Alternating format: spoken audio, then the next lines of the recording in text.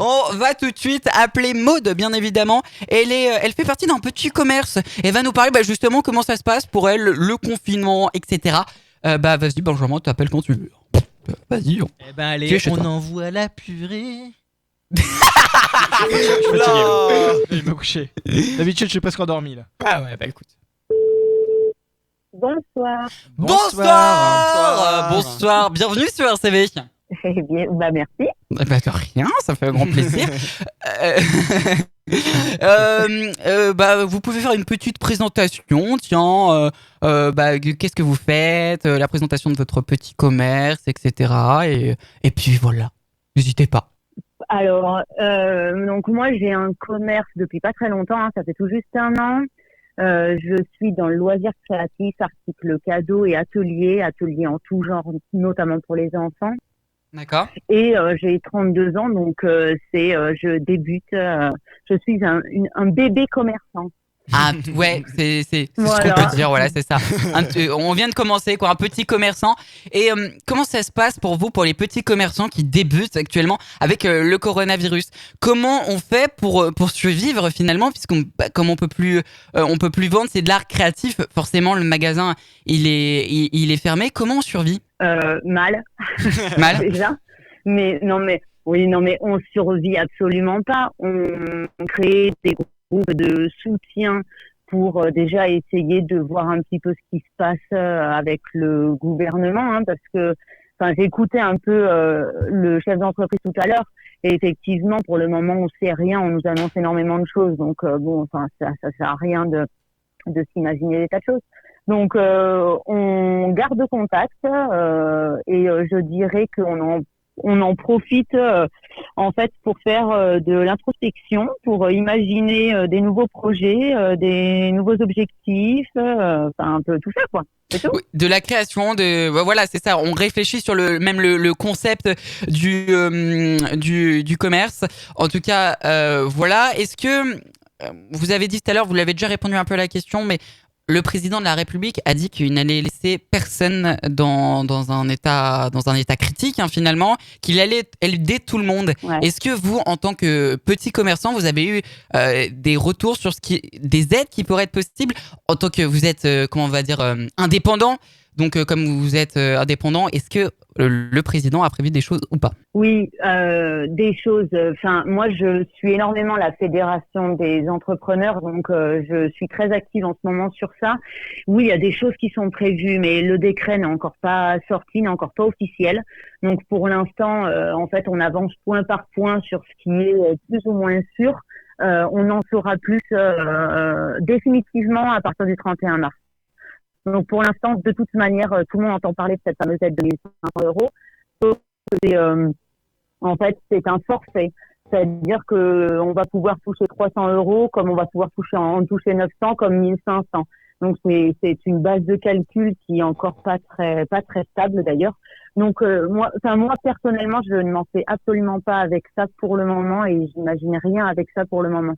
Je pense que c'est trop compliqué là-haut, à l'Élysée, pour gérer ça dans l'urgence, quoi. Oui, finalement, ils ont. On verra après le 31 mars. Voilà. Et comment faire? Ils ont d'autres choses à gérer. Ouais, oui, c'est un peu ça. Mais comment faire si, par exemple, par X raison, il n'y a pas d'aide? Il va falloir faire un crédit. Comment vous allez pouvoir gérer, vous, en tant que petit commerçant, surtout quand on vient d'arriver, quoi? Ça peut être vraiment inquiétant pour ce genre de petit commerce. Voilà. Donc. Je ferme. D'accord. Disons que, et moi, ce qui m'embête d'autant plus, c'est que il y a 3 mois maintenant, je suis plus seule. Alors, je suis seule gérante de ma boutique, ok, mais j'ai engagé avec moi des créateurs en dépôt-vente et des animateurs qui proposent des tas d'ateliers dans différents domaines. Donc demain, moi, je ferme. Ces gens-là perdent leur point de vente, ou alors perdent un lieu d'activité qui leur permettait aussi de rentrer d'argent, en fait. Donc oui, ça moi, touche clairement, pas demain, que je vous, ferme. finalement, ça touche plein d'autres mondes, en tout cas tous ceux qui sont avec vous. J'aimerais faire aussi une remarque juste vite fait. Oui, moi. J'aimerais juste faire une remarque assez vite fait. Qu'une entreprise soit jeune ou vieille, elle est impactée pratiquement la même chose. Donc bien sûr, une entreprise comme la vôtre qui vient d'être créée dans les années qui viennent de venir, bien sûr, elles sont vulnérables. Mais il faut aussi rappeler aussi aux auditeurs que toutes les entreprises, peu importe l'ancienneté, sont dans la panade. On devait avoir comme invité, mais qui n'a pas été retenu, des patrons de l'événementiel qui brassent des millions tous les ans, et pourtant eux aussi sont au bord de la fermeture. Donc qu'on fasse 50 000 euros de chiffre d'affaires, 100 000 euros de chiffre d'affaires, on est tous impactés. C'est très difficile, c'est une épreuve qu'on va essayer de tous surmonter ensemble et se serrer les coudes et être solidaires sur ces périodes difficiles. Bien sûr, et c'est même pire pour eux d'ailleurs, pire pour eux parce que eux, ils ont des activités qui sont ancrées depuis pas mal de temps, et c'est difficile pour eux de remanier toute leur activité, de repenser tout un nouveau système quand ça marche très bien depuis des années.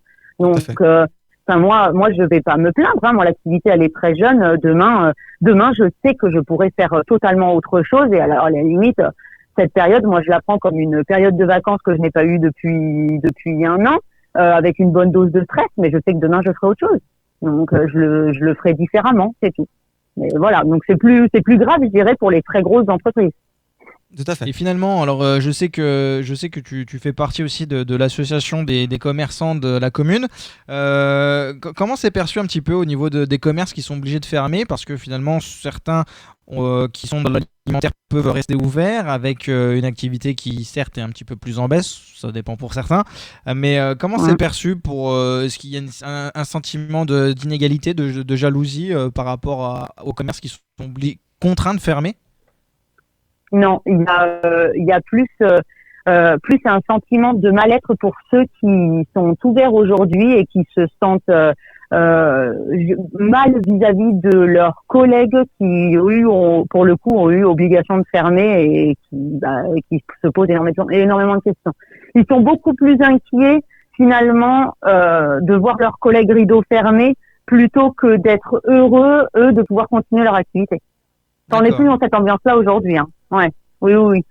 Et d'ailleurs, nous justement avec cette association, on a créé un groupe de soutien sur Facebook, parce qu'il y a énormément de commerçants qui ne savent pas où aller piocher les informations, qui sont littéralement paumés et qui ne savent pas ce qu'ils vont être demain. Et on a créé ce groupe de soutien parce que le commerce, ça reste quand même une expérience excessivement humaine, toujours avec beaucoup d'écoute, d'empathie, etc.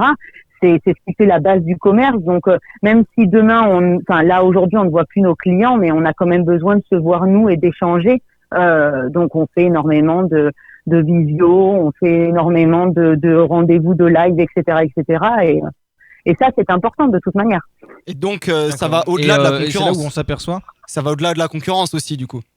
Ah mais dans ce genre d'expérience, aussi négative soit-elle, il n'y a pas de concurrence en fait. Au contraire, justement, à la limite, moi demain, mon collègue d'à côté vient à disparaître. Faut pas croire, mais c'est aussi une baisse pour moi d'attractivité, hein.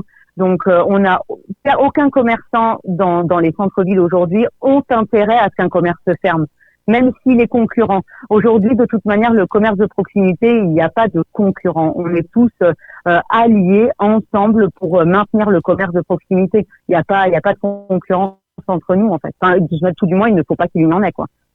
Ok. En tout cas, merci Maud pour ces réactions. On vous souhaite évidemment plein de courage pour la suite de cette aventure qui touche tout le monde. Et puis, on va rester à vos côtés, que ce soit RCV ou d'autres radios ou d'autres médias de proximité pour vous soutenir et puis essayer de pallier au mieux à cette terrible aventure hein, qui nous frappe tous. Hein, c'est une terrible crise, on peut le dire. Ouais, des associations, des grosses entreprises, c'est terrible et ça touche le monde entier. Alors on va essayer de pallier à tout ça et de s'en sortir tous ensemble. En tout cas, merci Maud pour ces réactions. Merci beaucoup. Bon courage à vous, bonne soirée. Merci. Bonne soirée à vous aussi, à très bientôt.